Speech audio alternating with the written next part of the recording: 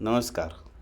महाराष्ट्र शासन शिक्षण संचालनालय यांचे दिनांक 26 फेब्रुवारी 2026चे पत्र. विषय: शालेय विद्यार्थिनीची सुरक्षा आणि महिला आयोगाच्या सूचनांची अंमलबजावणी करण्याबाबत. दिनांक 16/2/2026 रोजी माननीय आयुक्त यांच्या अध्यक्षतेखाली शिक्षण विभागाचे अधिकारी, राज्य महिला आयोग व महिला बाल हक्क आयोग यांच्यात बैठक घेण्यात आली आणि त्या बैठकीतील प्रमुख अंमलबजावणीचे मुद्दे.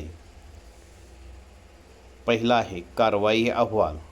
मागील 3 वर्षात राज्यातील शाळांमध्ये विद्यार्थिनीवर झालेल्या अत्याचार प्रकरणात संबंधित शाळांवर आतापर्यंत काय कायदेशीर व प्रशासकीय कारवाई केली गेली याचा सविस्तर अहवाल सादर करण्याबाबत. अनधिकृत शाळांची तपासणी. विनापरवाना चालवल्या जाणाऱ्या शाळेमध्ये विद्यार्थिनीच्या सुरक्षेसाठी नेमक्या कोणत्या उपाययोजना केल्या आहेत याचाही स्वतंत्र अहवाल सादर करावा. POSH act. C box. प्रत्येक शाळेच्या दर्शनी भागात अंतर्गत तक्रार समिती (ICC) आणि सी बॉक्स पोर्टलची माहिती देणारे फलक लावणे शाळा कनिष्ठ महाविद्यालयांना बंधनकारक करण्यात यावेत.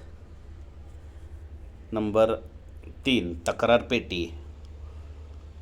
Complaint box. शाळेत तक्रार पेटीत प्राप्त झालेल्या तक्रारी आणि त्यावर झालेल्या कारवाईचा मासिक अहवाल शिक्षणाधिकारी, प्राथमिक माध्यमिक शिक्षण निरीक्षक, प्रशासन अधिकारी यांच्याकडे सादर करणे शाळांना कनिष्ठ महाविद्यालयांना बंधनकारक राहील. समिती सक्षमीकरण.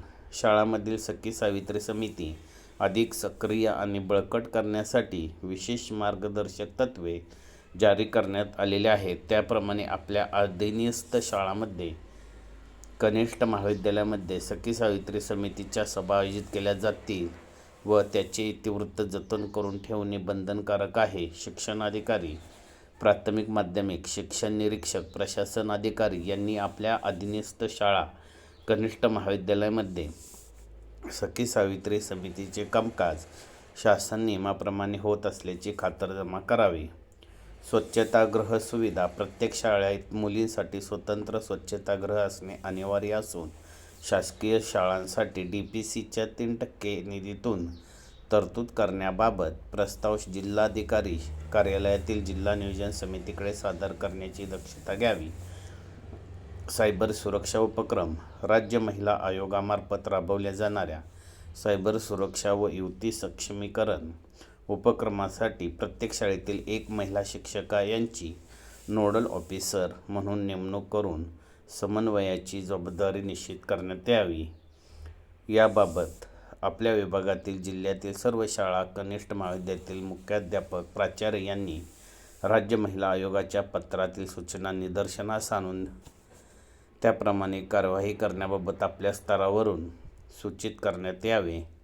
शाळेमध्ये विद्यार्थिनीवर झालेल्या अत्याचार प्रकरणावर केलेल्या कारवाईचा अहवाल प्रमाणे आपल्या विभाग जिल्ह्याची संकलित माहिती प्राथमिक व शिक्षण संचालनालयास दिनांक 17 मार्च 2026 पर्यंत सादर करण्याची दक्षता घ्यावी. तसेच सरळ पोर्टलवरील विद्यार्थीची शाळा सुरक्षा अहवाल माहिती वेळोवेळी अद्ययावत करण्याबाबत सर्व शाळांच्या मुख्याध्यापकांना सूचना द्याव्यात. धन्यवाद.